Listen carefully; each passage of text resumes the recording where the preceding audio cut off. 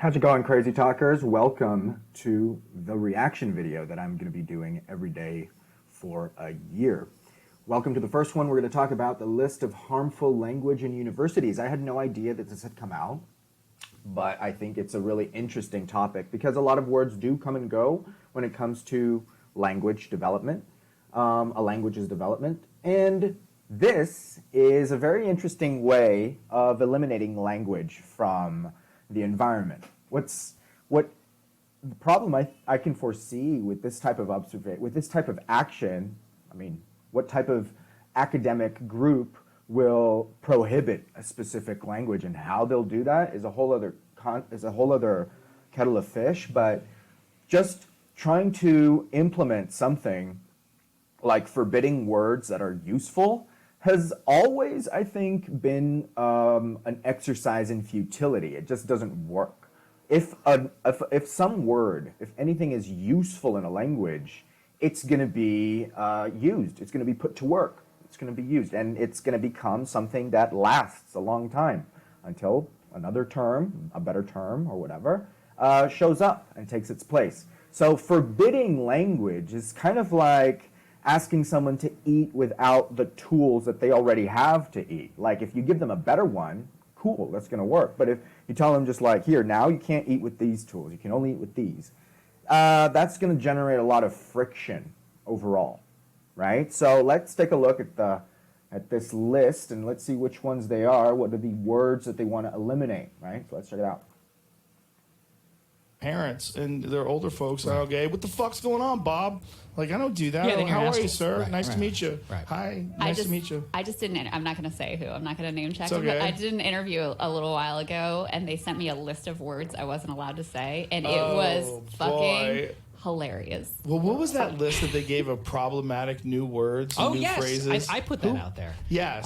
It was like what?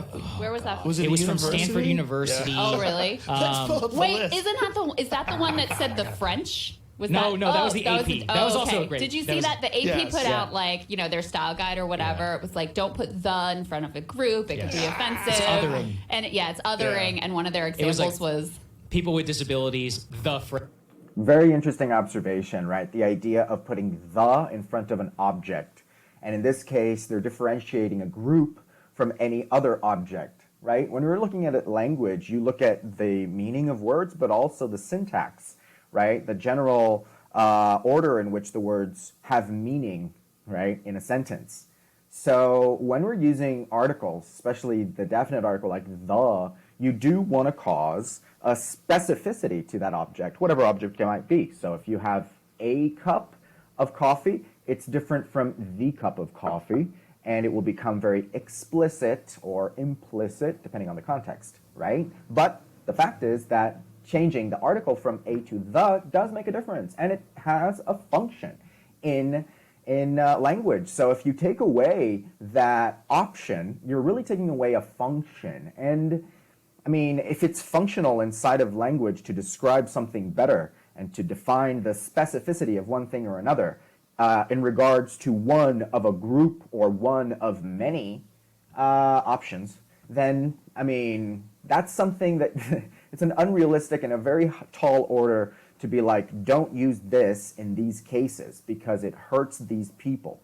It makes, it fucks with the logic of the article in itself. And my theory is that this type of action, if it actually does become implemented in long-term use by the general population, it starts to become the quote-unquote exception to the rule, quote-unquote, that we see so often happening with different words in pretty much every language. So there's some food for thought, right?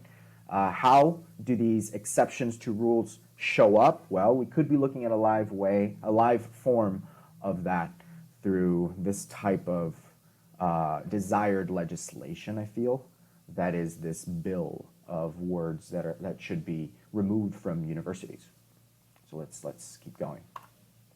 French. I was like, well, and it said refer to them as people with, so I was like, people suffering from Frenchness. Yes. Oh my god. That is an affliction. That is an affliction. Oh my god. University Yes, language listen, guide. I love the Grandfather, French. housekeeping, spirit animal are problematic words. Spirit animal? Spirit animal is a problematic word. Oh, man. My I thought that was Grandfather, just for housekeeping, funsies. Grandfather? minority. I thought that spirit Ninja. animal was just a fun. Well, listen, ninja is something you can't take from us. Okay, Wait. I from the martial arts community. You are not allowed to say that ninja is a pejorative because ninja is something that we like. We will talk about a guy who's a jiu-jitsu expert and like, dude, that motherfucker's a ninja. It's a compliment. That's a thing. Yeah. Okay, listen, Yeah. I agree with you. Take that away but from the us. one That's that great. I just can't even understand the rationalization of is grandfather. Uh, Gender? Like, I Yeah. can imagine how a deranged mind would come up with these other ones. Look what it says. The clause originated in the American South in the 1890s as a way to defy the 15th Amendment and prevent black Americans from voting. What? Oh, I see, because it was referred to as the grandfather clause. But that means, but though, that the grandfather name was grandfathered into the grandfather Yes, clause. because So the why get grandfather rid of that? name, Yeah. that's like way before that. Why don't you just teach people what the grandfather clause Just, is? get rid of that stupid fucking clause.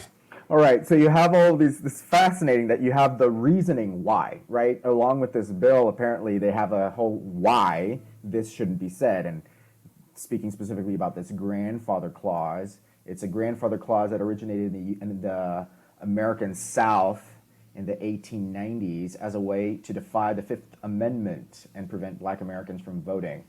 They got to explain. So this is like based in a long-term past. I don't really understand it very well, but apparently it has something to do with the 1890s, right? Something almost 200 years ago. Come on. And they try to use that as a justification for today. That is just one example of when people ask, a lot of students ask me, like, why? Why does this happen? Why is this a word that people don't use? Or why is this a non-existent word in another language? Or, like, there are all of these different things that happen during history that start to eliminate specific terms. And it's really interesting how that happens. I just one of those ways that comes to mind is when the church decided to remove specific tones when it came to music, right? Like the fifth clause, the diminished fifth, was a tone that they considered to be diabolical because of its sound, right? It had this dun, dun, it had a very dissonant versus an harmonic sound, right? It had a very dissonant sound used in a lot of these horror movies. You'll find it very constantly played. The Jaws soundtrack is an example of the fifth diminished clause, which is tone, which is the dun dun dun dun dun dun dun dun dun dun dun dun dun dun. It gives like this tension, and the church decided to take that out. There are other terms that the church forbade, and I can't really think about them right now, but that's one of the reasons why some words are eliminated from language. And I think this is another way that people are trying to eliminate words from language. And honestly, I don't know. It doesn't seem like such a useful addend or any kind of it's not. It doesn't seem very useful at all. Okay, it seems like it's just something that comes from a specific group or person's logic as to why these things shouldn't be in circulation, why these words shouldn't be in circulation, but it doesn't have anything useful. And language, like I said, I think language is fundamentally useful. And due to the way it's used and the way it's taught is how it becomes formed. And propositions like this, like laws that need to that seek to take away,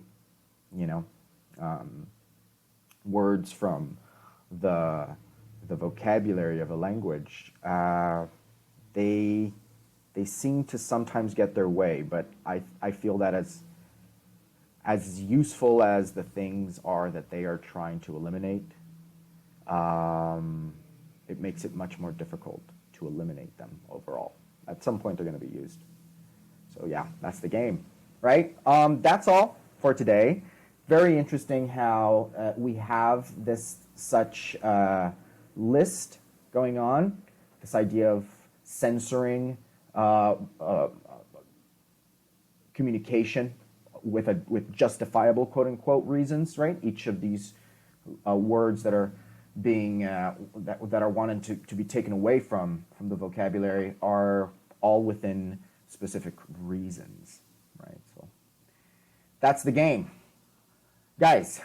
Big hug. Guys, what do you guys think about that? Let me know in the comments, and we'll talk. Big hug. Bye-bye.